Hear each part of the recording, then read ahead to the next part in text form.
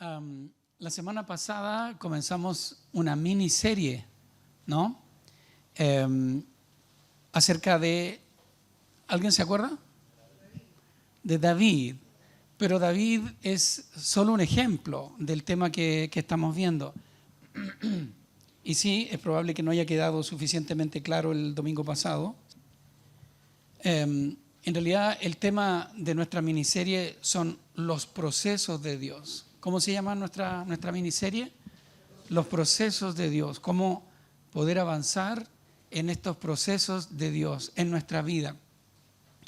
Dijimos que muchas personas, incluso dentro de la iglesia, creen de alguna manera que todo terminó para ellos. ¿Se acuerdan que lo dijimos? Es como que, no, pastor, ya todo terminó. Antes, cuando era joven, ahí sí yo servía al Señor, pero no sé, pasaron tantas cosas que ahora ya no es lo mismo. O gente se levantó, me atacó y nunca más me pude levantar. O yo fracasé y nunca más pude levantarme. Creen que ya no hay nada que puedan hacer, que perdieron la oportunidad de caminar en los propósitos de Dios para sus vidas. Y esto es clave. Hace tiempo atrás nosotros enseñamos, y es como una de las bases de lo que enseñamos en Alabastro también, que el reino de Dios se desarrolla y se extiende por medio de la revelación de quién es Jesús, pero de quiénes somos nosotros también. Cuando tú creces en la revelación de quién es Dios, Dios de vuelta te revela, y vamos a ver un poco de eso más adelante hoy. Dios te revela de vuelta quién eres tú. ¿Por qué? Porque así fue la conversación de Jesús con Pedro, con los discípulos en Cesarea de Filipo. ¿Quién dicen los demás que es el Hijo del Hombre? ¿Quién dicen ustedes? Pedro dice, tú eres el Cristo. Y Jesús dice, esto te lo reveló mi Padre. Ahora yo te digo quién eres tú. Tú eres Pedro. Entonces, el enemigo va a buscar diferentes circunstancias, diferentes recursos para cegar tus ojos de esa identidad, para que dejemos de caminar en los propósitos de Dios. El que tenga oídos para oír, que oiga. Porque una iglesia que se levanta en su identidad, si tú te levantas en tu identidad, en tu llamado, en los propósitos que Dios tiene para ti, eres una amenaza para el infierno. Y por eso es que todas las fuerzas del infierno se unen, se confabulan para ocultar esta verdad de tu vida. Entonces, por eso me he sentido movido a hablar de esto, de estos procesos. Bien, mucho ruido y pocas nueces, no. Ok, síganme en estos pensamientos, por favor. Dijimos el domingo pasado que la Biblia presenta una gran cantidad de personajes, una especie de galería.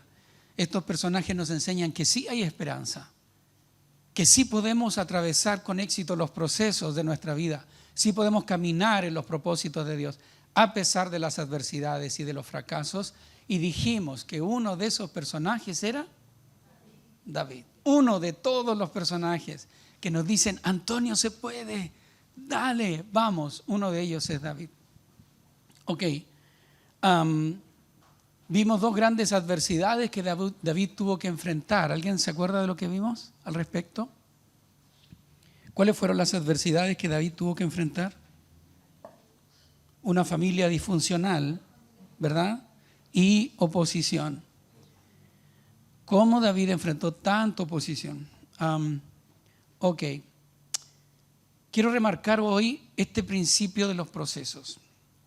Voy a hablarles, les adelanto que creo que no voy a alcanzar a hablarles hoy de unos consejos bíblicos para poder atravesar estos procesos con éxito. Creo que no voy a alcanzar hoy, pero sí voy a plantearle algunos principios bíblicos acerca de los procesos. La Biblia habla mucho de esto.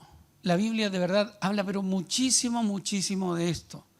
Personas, hombres y mujeres que atravesaron un largo camino que parecía un obstáculo para alcanzar su propósito, pero que al final este largo camino ellos descubrieron que era la forma en que Dios quería procesarlos, prepararlos para ese propósito.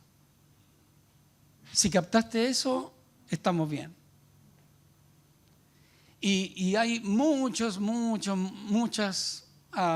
ejemplos de estos. Se me viene a la mente Hebreos. Hebreos es una carta escrita para creyentes que quieren dejar atrás la fe de Cristo y volver de alguna forma al sistema judaico. Y el escritor, que no sabemos quién es, les dice en Hebreos 12, considerad a aquel que sufrió tal contradicción de pecadores contra sí mismo, para que vuestro ánimo no se canse hasta desmayar. No se cansen. Estoy pensando en Deuteronomio 8, cuando Dios le dice al pueblo de Israel, antes de entrar a la tierra prometida, recuerda por dónde te trajo el Señor.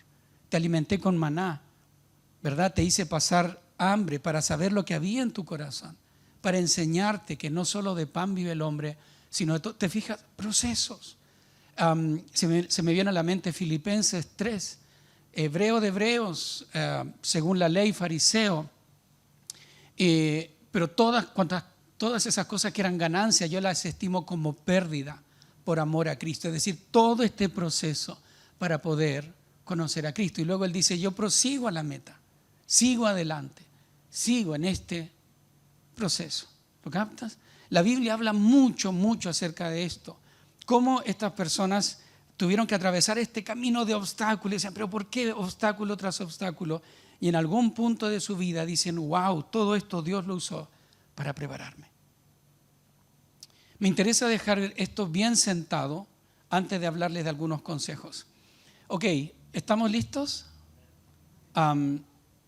Yo estoy tan agradecido de Dios porque creo que esto es palabra de Dios. A mí me bendijo mucho y espero que sea una bendición para ustedes. Número uno, no se trata de tus propósitos, sino de los de Dios. ¿Cómo puedes atravesar exitosamente los procesos de tu vida entendiendo que no vivimos para nuestros propósitos, sino para los propósitos de Dios? Esta es una mentira muy extendida y muy peligrosa, creer que Dios está para hacer realidad mis sueños y está a mi servicio. Entonces yo le pido a Dios, y esto de verdad no estamos aquí para apalear a nadie, estamos para denunciar estas mentiras y que se haga la luz de la verdad en nosotros. Sabemos que en esta mentalidad religiosa decimos, oye, ¿tú a quién le estás pidiendo? No, yo le estoy pidiendo a este santo. No, yo tengo otro santo, fíjate que es bastante efectivo, yo le pido a él. Entonces, ¿qué hacemos? ¿Qué hace la gente? Deja a este santo y busca este otro. ¿Por qué? Porque este es más efectivo. Y eso es una forma de idolatría. Ahora, nosotros decimos que no creemos eso, pero sutilmente dentro de nosotros puede surgir esta mentira. ¿Por qué Dios no contesta mis oraciones? ¿Por qué Dios no atiende mis sueños, mis anhelos? No es algo malo, es algo bueno. Un trabajo, un puesto laboral, una carrera, casarme o descasarme, no sé, lo que sea. Cuando Dios no cumple mis anhelos, me frustro y doy por terminada la carrera. Tiro la esponja, ¿se fijan? Tiro la toalla. Bueno, necesitamos entender que la verdadera plenitud del ser humano no está en seguir nuestros propios caminos. Tú debes aprender esto. No está en ti, sino nuestra plenitud está en alinearnos a los caminos de Dios, porque fuimos creados para eso.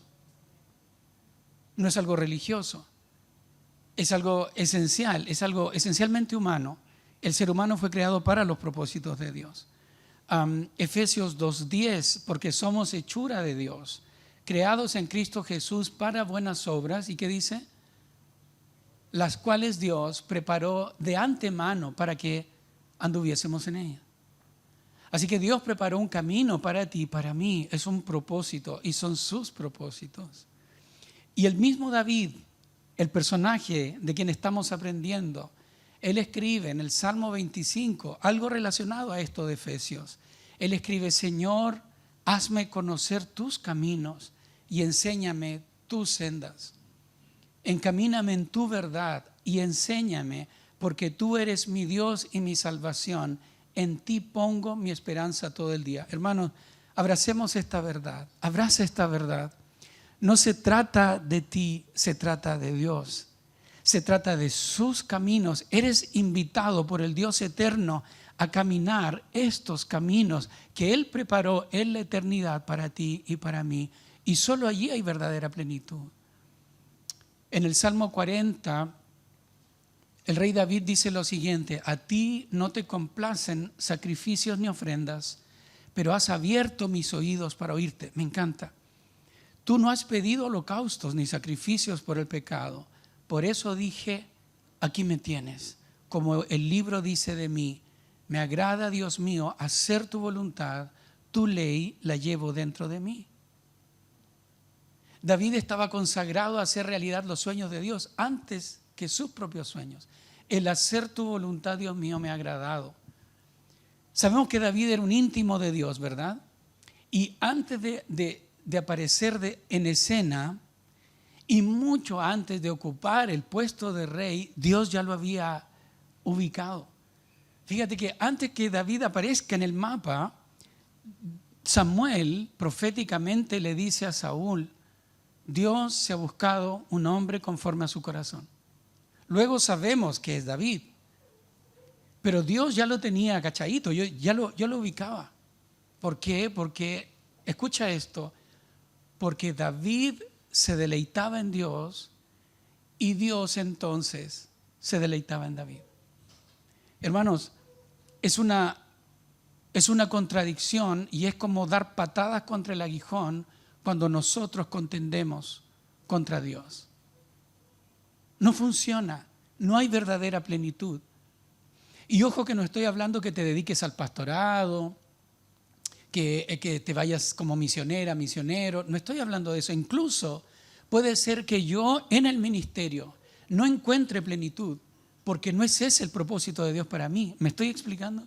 Es el camino que Dios tiene para ti. Pastor, ¿y cómo lo descubro? Bueno, como en el caso de David, en tu intimidad con Él. Eso lo vamos a ver más adelante. Ahora, vayan conmigo por favor a 2 de Samuel, capítulo 7. Quiero invitar a todo el mundo a que busque este texto conmigo. Segundo libro de Samuel, capítulo 7.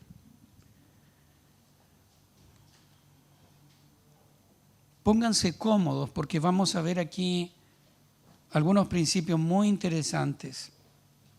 ¿Lo tienen? ¿Sí? Qué bueno. Dice así: una vez que el rey David se hubo establecido en su palacio, el Señor le dio descanso de todos los enemigos que lo rodeaban. Entonces el rey le dijo al profeta Natán: como puedes ver, yo habito en un palacio de cedro, mientras que el arca de Dios se encuentra bajo el toldo de una tienda de campaña. Literalmente dice, el arca está entre cortinas. Yo vivo en un palacio y el arca, el símbolo de la presencia de Dios, está detrás de unos trapos, digamos, cubierto por unos trapos. Bien, respondió Natán, haga su majestad lo que su corazón le dicte, pues el Señor está con usted. Pero aquella misma noche la palabra del Señor vino a Natán, ¿lo captas? Y le dijo, ve y dile a mi siervo David que así dice el Señor, ¿serás tú acaso quien me construya una casa para que yo la habite? Desde el día en que saqué a los israelitas de Egipto y hasta el día de hoy, no he habitado en casa alguna, sino que he andado de acá para allá en una tienda de campaña a manera de santuario. Todo el tiempo que anduve con los israelitas, cuando mandé a sus gobernantes que pastorearan a mi pueblo Israel, ¿acaso le reclamé a alguno de ellos el no haberme construido una casa de cedro? Pues bien, dile a mi siervo David que así dice el Señor Todopoderoso, yo te saqué del redil para que en vez de cuidar ovejas y gobernaras a mi pueblo Israel, yo he estado contigo por donde quiera que has ido y por ti he aniquilado a todos tus enemigos. Y ahora voy a hacerte tan famoso como los más grandes de la tierra. También voy a designar un lugar para mi pueblo Israel y allí los plantaré para que puedan vivir sin sobresaltos. Sus malvados enemigos no volverán a humillarlos como lo han hecho desde el principio, desde el día en que nombré gobernante sobre mi pueblo Israel, y a ti te daré descanso de todos tus enemigos. Pero ahora el Señor te hace saber que será Él quien te construya una casa. Cuando tu vida llegue a su fin y vayas a descansar entre tus antepasados, yo pondré en el trono a uno de tus propios descendientes y afirmaré su reino. Será él quien construya una casa en mi honor y yo afirmaré su trono real para siempre. Yo seré su padre y él será mi hijo. Así que cuando haga lo malo, lo castigaré con varas y azotes como lo haría un padre. Sin embargo, no le negaré mi amor como se lo negué a Saúl, a quien abandoné para abrirte paso. Tu casa y tu reino durarán para siempre delante de mí.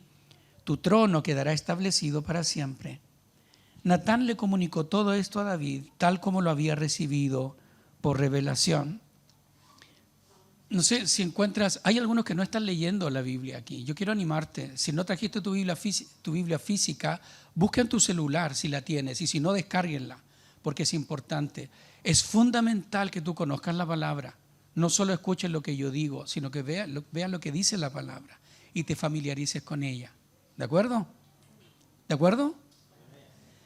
Fíjate lo que dice el texto. David tiene este deseo en su corazón de construirle una casa, de honrar a Dios y construir una casa que sea digna del arca, que representa la presencia de Dios en el pueblo. Y Dios le dice de vuelta, ¿sabes? No solo tú me vas a construir, de hecho tu hijo, ¿no? Sino que yo te voy a construir una casa a ti. Y le dice, vas a tener un hijo y yo voy a afirmar su trono para siempre. Ese hijo es Salomón, porque dice, él me va a edificar una casa, y sabemos que quien construyó el templo es Salomón. Pero luego dice, voy a afirmar su trono para siempre. Y ese ya no es Salomón, sino es una promesa respecto del Mesías. Fíjate cómo honra a Dios a David. Pero mi punto es lo que sigue. Fíjate lo que sigue, el versículo 18 en adelante. Luego el rey David se presentó ante el Señor y le dijo, Señor y Dios, ¿quién soy yo y qué es mi familia para que me hayas hecho llegar tan lejos? Como si esto fuera poco, Señor y Dios, también has hecho promesas a este siervo tuyo en cuanto al futuro de su dinastía. Tal es tu plan para con los hombres, Señor y Dios. David quedó loco con esa profecía. Dios le dio mucho más y quedó loco y se presenta delante de Dios. ¿Qué más te puede decir tu siervo David que tú no sepas, Señor mi Dios? Has hecho estas maravillas en cumplimiento de tu palabra, según tu voluntad, y las has revelado a tu siervo. Qué grande eres, Señor omnipotente. Nosotros mismos hemos aprendido que no hay nadie como tú y que aparte de ti no hay Dios. ¿Y qué nación se puede comparar con tu pueblo Israel? Es la única nación en la tierra que tú has redimido para hacerla tu propio pueblo y para dar a conocer tu nombre. Hiciste prodigios y maravillas cuando al paso de tu pueblo, al cual redimiste de Egipto, expulsaste a las naciones y a sus dioses. Estableciste a Israel para que fuera tu pueblo para siempre y para que tú, Señor, fueras su Dios. Y ahora, Señor y Dios, reafirma para siempre la promesa que les has hecho a tu siervo y a su dinastía. Cumple tu palabra para que tu nombre sea siempre exaltado y para que todos digan, el Señor Todopoderoso es Dios en Israel. Este es el corazón de Dios, de un íntimo de Dios, el corazón de David. Señor, gracias por todo lo que me has dado. Señor, es más de lo que yo he soñado alguna vez. Yo te pido, Señor, afirma esta promesa para que todos vean tu gloria. Yo anhelo tu gloria. David no buscaba su gloria, sino la gloria de Dios. David no buscaba realizar sus sueños, sino los sueños de Dios. ¿Lo captas? ¿Sí? Si no logramos abrazar esta verdad en nuestros corazones, le va a ser muy fácil a Satanás desanimarnos. Si tú no estás viviendo para los propósitos de Dios, si tú secretamente, sutilmente, inconscientemente vives para hacer realidad tus propios sueños, tus propios anhelos, y no le das a Dios el lugar que a Él le corresponde en tu vida, Satanás va a tener un acceso fácil a tu vida para sembrar el desánimo, la frustración, para que tires la toalla y salgas de este proceso en que Dios seguramente te quiere poner. Entonces, número uno, no se trata de tus propósitos, no se trata de mis propósitos, sino de los propósitos de Dios. Cuando yo abrazo este principio, puedo atravesar los procesos mejor equipado. Número dos, bueno, antes de dejar el número uno, Jesús fue un ejemplo de esto. Creo que fue el ejemplo por excelencia. Él muchas veces dijo, yo no estoy aquí para hacer mi voluntad, sino la voluntad de Dios, la voluntad de mi Padre. Esto es tan poderoso, hermanos, es tan poderoso. Cuando yo me consagro a los propósitos de Dios, me vuelvo mucho más fuerte, mucho más inmune a los ataques del enemigo. Ahora sí, número dos, los tiempos de Dios no son nuestros tiempos. No solo se trata de los propósitos de Dios, se trata también de los tiempos de Dios. Otra de las causas de nuestra frustración y desánimo es no alinearnos con los tiempos de Dios, ni confiar en su agenda. Señor, ¿por qué todavía no ocurre lo que quiero que ocurra? Señor, ¿hasta cuándo? Señor, ya es demasiado tiempo. Mira, situación tras situación, tropiezo tras tropiezo, enemigo tras enemigo. Señor, ¿cuándo? Los tiempos de Dios muchas veces no son nuestros tiempos. Y somos llamados a alinearnos por la fe a los tiempos de Dios, a la agenda de Dios. La Biblia enseña, y seguramente tú conoces este texto, en 2 de Pedro, capítulo 3, versículos 8 y 9. Pero no olviden, queridos hermanos, que para el Señor un día es como 1000 años y 1000 años como un día. Hablando de la venida del Señor, el apóstol Pedro escribe, el Señor no tarda en cumplir su promesa, según entienden algunos la tardanza. Más bien, Él tiene paciencia con ustedes, porque no quiere que nadie perezca, sino que todos se arrepientan. Aquí mi punto no es hablar de la venida de Dios, mi punto es, Dios tiene un plan, Dios tiene una agenda, está diciendo el apóstol Pedro, relacionado a la segunda venida, que nosotros no siempre entendemos. Y puede ser que digamos, bueno, se tarda tanto la venida del Señor. El punto, dice Pedro, es que para el Señor el tiempo corre de otra manera. Esta es una alusión al Salmo 90, donde el salmista dice esto, ¿no? 1000 años para ti, es como un día que pasa. El concepto espacio-temporal de Dios es muy distinto al nuestro. Los plazos que Dios establece para el cumplimiento de sus planes son distintos a los tuyos, hermano, distintos a los míos. A veces Dios nos revela esto. A veces Dios nos dice, de aquí a 5 años yo voy a hacer esto. De aquí a 7 años, en 20 años. El Señor todavía, dice, todavía espera, porque, en fin. Pero otras veces Dios no nos revela sus tiempos y quedamos en la incógnita.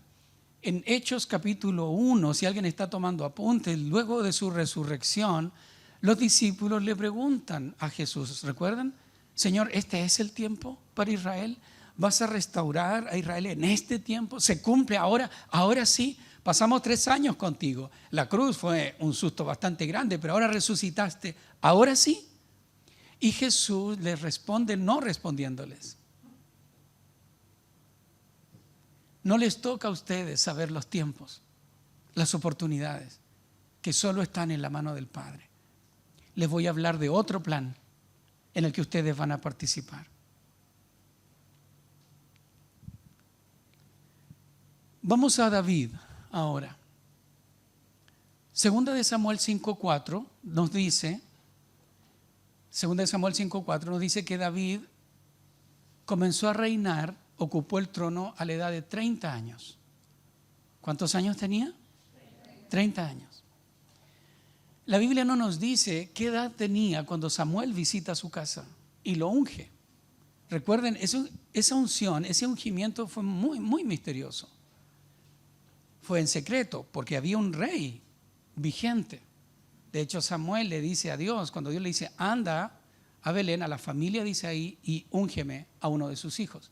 Él le dice, Señor, si Saúl se entera me va a matar, ¿no? Entonces, bueno, fue muy interesante. Ahora, cuando David es ungido, la Biblia no nos dice cuántos años tenía, pero nos da 2 datos. ¿Cuáles son estos datos? Primero, era el menor de los hermanos.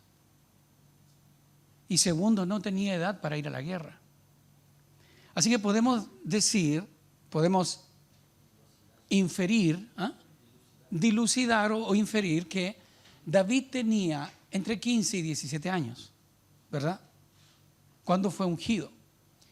Entonces, de 15 a 30, son 15 años. Tenemos entre 13 y 15 años. El tiempo en que David esperó desde que fue ungido hasta que finalmente ocupó el trono de Israel. Uno dice, bueno, pastor, yo he esperado 20 años, yo he esperado más todavía. Sí, el punto es que estos 13 años o 15 años del rey David fueron bastante, wow, muy chicoteados. Tuvieron de todo. Él vivió en una cueva junto con su familia, en fin. ¿Por qué David fue ungido tan tempranamente, tan prematuramente, tan, ¿cómo decirlo?, tan extraordinariamente, en términos de que salió del parámetro? ¿Por qué? Porque Dios necesitaba procesarlo. Porque Dios se toma en serio el proceso de sus hijos, en especial de sus íntimos. Y si Dios está procesándote, es porque Él se toma en serio el propósito que tiene contigo. Hace años atrás estudiamos, no sé si ustedes se acuerdan, Juan 15. Yo soy la vid, mi padre es el labrador y ustedes son los pámpanos. Y hablamos de la poda. Dijimos que la poda es la celebración del fruto. A veces la poda es como algo de duelo, el pastor, el Señor me está podando. Y la poda es celebración del fruto. Porque Jesús dice, todo pámpano que no lleva fruto, en buen chileno, la hace corta. La hace corta y literalmente la corta y lo tira en el fuego. Pero todo pámpano que lleva fruto lo poda. Otra palabra, la palabra literal es lo limpia. Así que podemos tener este cuadro, una rama que no da fruto, no te hagas problema, córtala y bótala. Señor, pero esta rama está dando fruto, entonces límpiala. ¿Y cómo se limpia? Más de cerca, con mayor atención. ¿Alguien capta lo que estoy diciendo? ¿Sí? Entonces es un proceso, es un tiempo que Dios se toma en serio. Ok. Entonces, número 1, no se trata de mis propósitos, se trata de los propósitos de Dios. Número 2, mis tiempos no son los tiempos de Dios. Y soy llamado a alinearme a sus tiempos, a sus procesos. Número 3, creo que nos vamos a detener un poco más en este punto 3. Dios usa las circunstancias adversas para prepararnos. Incluso más, Dios no solo usa las circunstancias adversas, sino que Dios puede redimir las circunstancias adversas para prepararnos. La Biblia abunda en ejemplos y enseñanzas acerca de este principio espiritual. Dios usará nuestras circunstancias para formarnos e incluso redimirá los ataques, la oposición de nuestros enemigos y redimirá, escucha, nuestros propios fracasos, aleluya, para llevarnos a cumplir sus propósitos. Partamos por la enseñanza de Romanos 8:28, que es el kinder, ¿cierto? Ni siquiera el kinder, ¿cómo es el más chiquito? ¿Medio mayor? ¿Medio menor? El playgroup, ok, lo básico, el ABC. Ahora bien, sabemos que Dios dispone todas las cosas para el bien de quienes lo aman. Callen esa guaguita, por favor. Josefina. Otra vez, sabemos que Dios, bueno, en nuestra mente, si tú te criaste como yo en la iglesia, tenemos Reina Valera en nuestra mente. Y sabemos que a los que aman a Dios, todas las cosas ayudan a bien. Esto es para aquellos que conforme a su propósito son llamados. NBI lo dice, sabemos que Dios dispone, y me gusta esta forma de traducirlo, que Dios dispone todas las cosas para el bien de quienes lo aman, los que han sido llamados de acuerdo con su propósito. Ahora, podríamos hacer una predicación entera solo de este pasaje, pero yo quiero rescatar este elemento. Todas las cosas,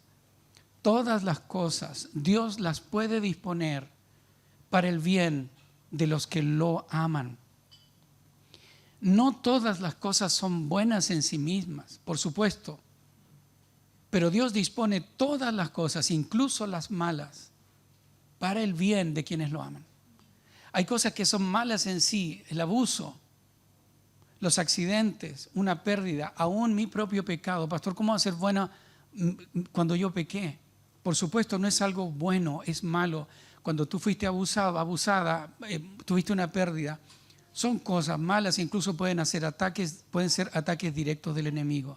Pero Dios puede utilizar todas estas cosas para nuestro bien. Génesis nos presenta la historia de José. Yo en la semana estuve hablando con alguien acerca de José. Odiado por sus hermanos, sus propios hermanos, vendido como esclavo, ustedes conocen la historia, arrancado de su familia, arrancado del lado de su padre, que lo lloró por años. Luego, vendido como esclavo, es acusado injustamente, es encarcelado, hasta que llega a ocupar un puesto de influencia nada menos que en Egipto. Cuando se presenta ante sus hermanos, ellos no lo pueden creer y se llenan de miedo, seguros de que José iba a tomar venganza por todo su sufrimiento. Era lo que correspondía. Este hombre tiene que hacer justicia por todo lo que nosotros le hicimos. Así que tenía miedo, pero José los perdonó y les dice: fue Dios quien me trajo aquí para salvar la vida de nuestro pueblo. Ahora, en Génesis 50, esto es maravilloso, en Génesis 50 muere Jacob, ya anciano, muere el patriarca, el padre, y los hermanos de José dicen: ahora sí. ¿Lo ha leído? Ahora sí. Y le mandan a decir a José: cuando nuestro padre Jacob vivía, él dijo que José perdone a sus hermanos. Así que ahora, perdónanos. ¿Y sabes lo que dice el texto? José se pone a llorar. Cuando recibe este mensaje, se pone a llorar. Ahora escucha lo que dice después. Luego, sus hermanos se presentaron ante José, se inclinaron delante de él y le dijeron: aquí nos tienes, somos tus esclavos. No tengan miedo, les contestó José. ¿Puedo acaso tomar el lugar de Dios? Es verdad que ustedes pensaron hacerme mal, pero Dios transformó ese mal en bien para lograr lo que hoy estamos viendo: salvar la vida de mucha gente. Ustedes pensaron hacerme mal. Su odio, sus golpes fueron reales. Su mala intención fue real. Pero Dios lo transformó para bien. Miren, estamos en una tierra de cultivo donde nuestros ganados pueden pastar sin problemas. Amada iglesia, amados, cuando rendimos nuestras circunstancias a Dios, el que tenga oídos para oír, que oiga. Cuando rendimos nuestras circunstancias a Dios, cuando rendimos incluso a nuestros enemigos delante de Dios, Él se encarga, escucha, de usar las circunstancias y usar incluso a nuestros enemigos para formarnos y para el cumplimiento de su propósito. Y quiero ir más allá, porque este es un principio espiritual fundamental. Cuando nos dejamos quebrantar en nuestras adversidades, cuando sentimos que ya no podemos, que esto de verdad me supera, me di cuenta de mi debilidad, de mi bajeza, y es terrible: Señor, no puedo. O cuando hay una circunstancia que me abruma: Señor, esto es más de lo que yo puedo soportar. Y en medio de esas circunstancias vamos a la presencia de Dios y nos quebrantamos delante de Él. No estoy hablando de dejarnos derrotar por las circunstancias. Estoy hablando de, en un acto espiritual, quebrantarnos delante de Él en oración. La Biblia nos enseña que Él se levanta por nosotros y redime nuestras adversidades para su gloria. Y quiero plantearte 3 ejemplos del Antiguo Testamento. Primera de Samuel 1, no lo busquen por el tiempo, solo lo voy a enunciar. Primera de Samuel 1 nos habla del origen de Samuel. Y la historia de Samuel parte con su madre, Ana. Ana era una de 2 esposas que tenía su esposo. Una era Penina, la otra era Ana. Penina tenía hijos, Ana no tenía hijos. Así que si hablamos de circunstancias adversas, ahí tienes una. Una mujer que no podía darle hijos a su esposo era una mujer avergonzada, humillada en su identidad.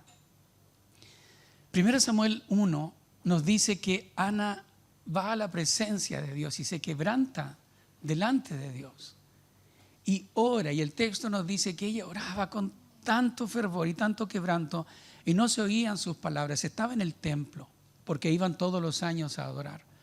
No se oía su voz, sino solo sus labios musitaban su oración. El sumo sacerdote Elí la ve y la confunde con una mujer borracha. Cree que esta mujer está borracha por lo que estaba haciendo Ana y entonces la regaña. ¿Hasta cuándo estás ebria, mujer? Y más encima en el templo. Ya digiere tu vino.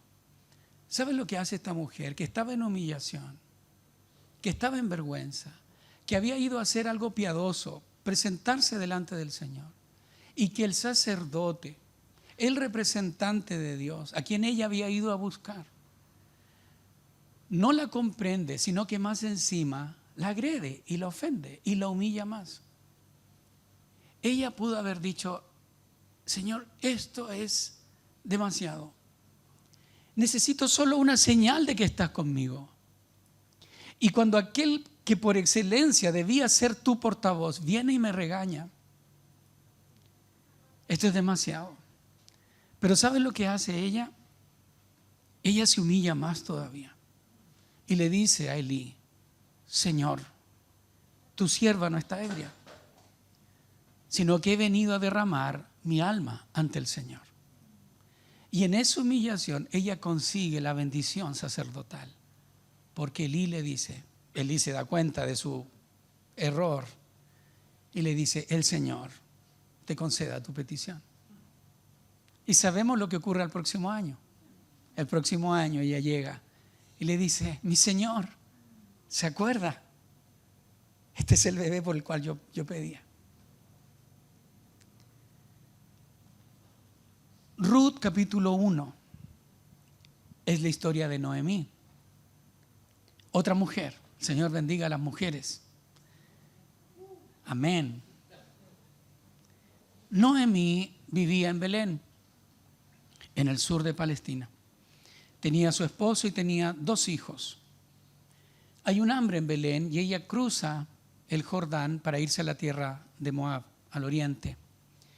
Y estando en Moab muere su esposo y mueren sus hijos, que ya a la sazón estaban casados con mujeres moabitas. Noemí vuelve a Belén, viuda y sin hijos. No la acompaña nadie salvo su nuera, Ruth, la moabita. Noemí está en la indigencia absoluta, en la indefensión, en el desamparo absoluto. Una mujer en esa condición se consideraba desamparada, humillada.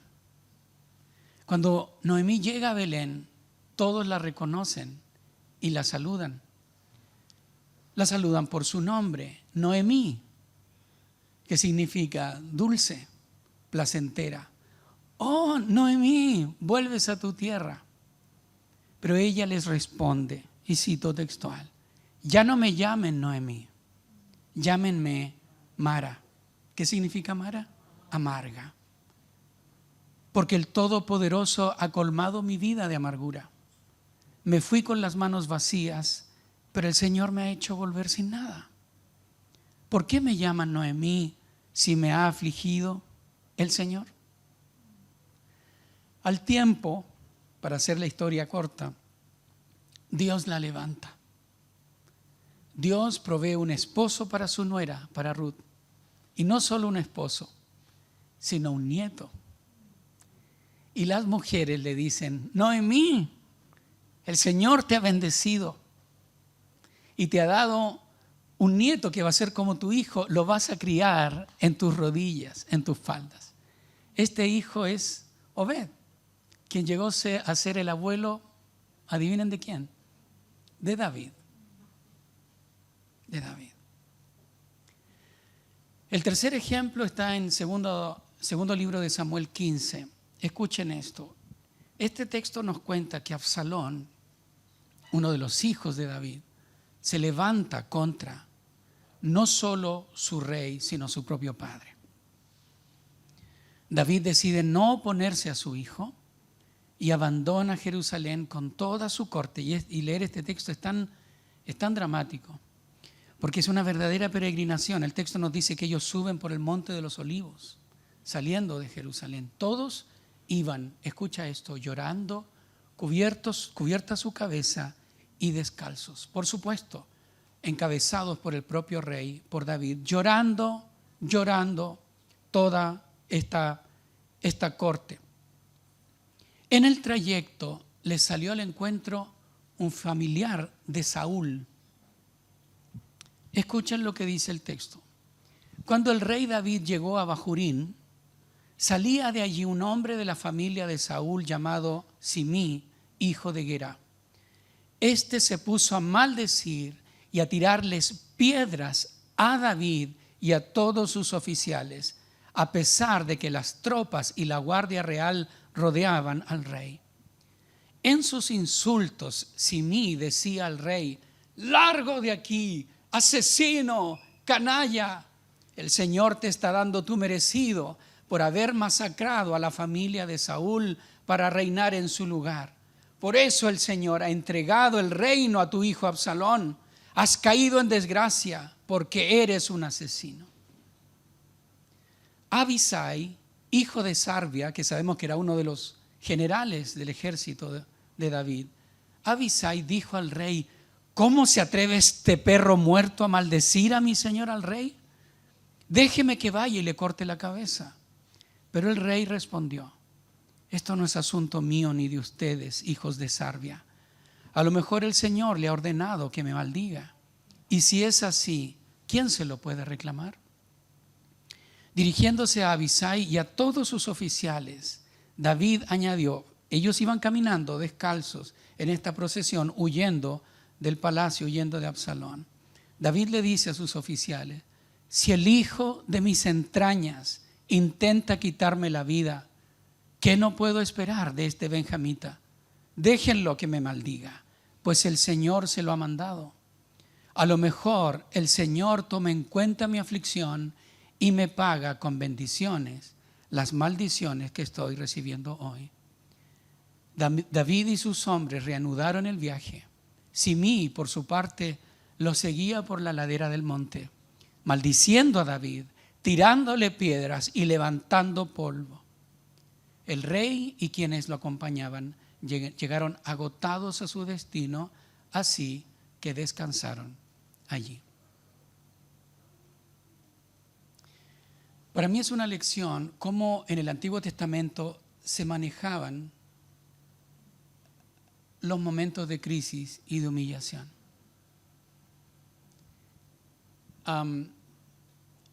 Y creo que es algo que puede confrontarnos respecto de cómo nosotros sufrimos momentos de humillación. Creo que nuestra tendencia cuando caemos en desgracia, cuando caemos en vergüenza, en humillación pública, es escondernos, que nadie lo sepa. Bueno, ni hablar de los políticos, ¿no? Esto todo es una conspiración orquestada por la derecha, por la izquierda, es una persecución política. Todo para ocultar mi error, mi vergüenza. Y como pastor he manejado situaciones en donde las personas se sienten tan humilladas que simplemente creen que no pueden más, que nadie se entere, que nadie nunca más me vea. No tengo la cara para enfrentarme a las personas luego de haber sido humillado, luego de haber sido humillada. Normalmente huimos de la vergüenza, huimos de la humillación pública. Y por supuesto esto se complica más cuando otros nos critican, cuando otros nos acusan, nos condenan. Pero hermanos, hermanas, hay victoria cuando, escucha, nos dejamos abatir por Dios, cuando le entregamos a Él nuestros enemigos. Cuando decimos, Dios me ha entregado en esta humillación, ¿y qué puedo hacer? No puedo hacer otra cosa sino quebrantarme a un nivel más profundo. ¿Lo captas? Hermanos, ¿no fue eso lo que hizo Jesús? ¿No fue así como nuestros enemigos fueron derrotados? ¿No fue así como Él los exhibió públicamente, triunfando sobre ellos? ¿Dónde? Donde Él fue exhibido públicamente, desnudo.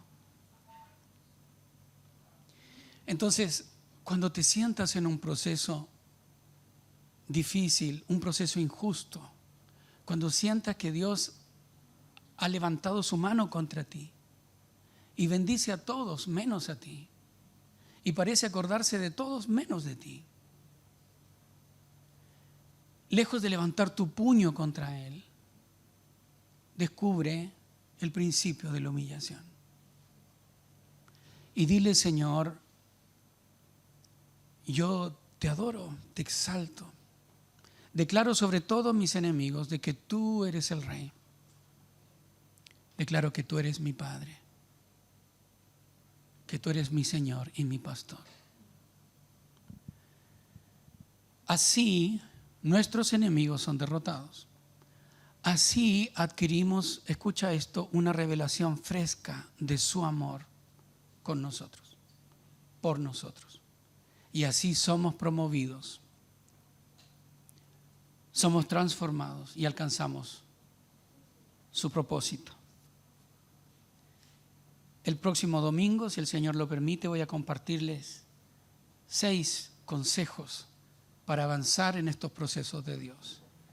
Estos consejos son presencia, promesas, palabra, paciencia, perseverancia y personas.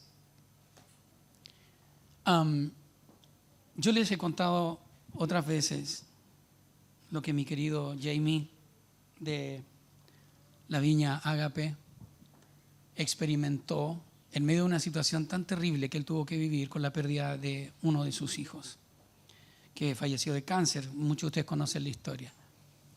Y Jamie me contaba que cuando entierra a su hijo, habían gastado una fortuna en tratamiento por 2 años y por fin mandas a la Silvia con sus 3 hijos restantes al sur, a alguna parte a descansar, y él se pone a buscar trabajo.